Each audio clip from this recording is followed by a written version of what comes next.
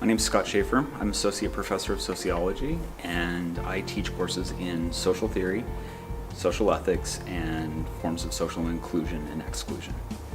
My area is, roughly speaking, in the field of social ethics, which has to do with how it is that groups of people interact and interrelate with one another.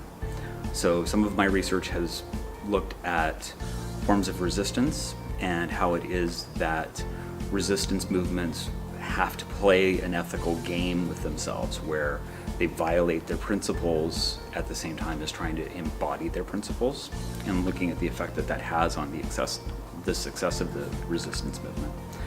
Right now I'm looking at a couple of things. One is forms of social thought that are produced outside of North America and Western Europe, and I'm trying to understand how it is that they relate to notions of the global in particular, but also how it is that they are embedded in particular kinds of colonial and imperial networks.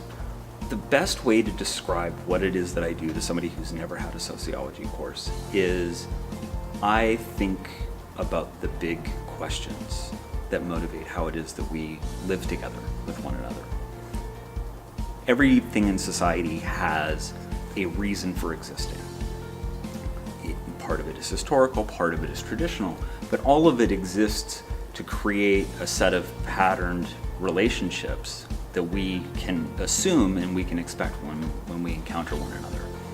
Family in its current form exists so that we can manage reproduction and we can continue the human species over time. I ask the questions, what does that mean? Where did this come from? Does it matter that we do it in this particular way or in another way? Should it be changed? And if so, how do we change it? The best piece of advice that I've ever received from a mentor is always think about your audience. When I'm writing or when I'm giving a talk or giving a lecture in class, what I'm trying to do is I'm trying to construct a relationship between me and the audience and the thing that I'm talking about.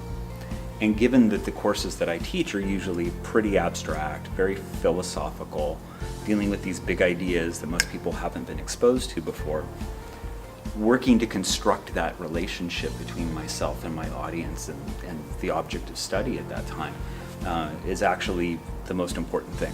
I mean, I could go in and tell people what Marx or Weber or Durkheim have written and what they said, and they could barf it back up to me on a Scantron sheet and everything would be just fine. I want to get them related to the people that we're reading and to the ideas that we're engaging with, and to see how it is that those ideas and the social formations that come out of those ideas are still actually being played out today and impact on everybody's lives. And so thinking about the audience and where the audience is at was really the most important piece of advice that I got. The best piece of advice that I have for my students who are in my classes, or for any student really, is to find something that they love in every course.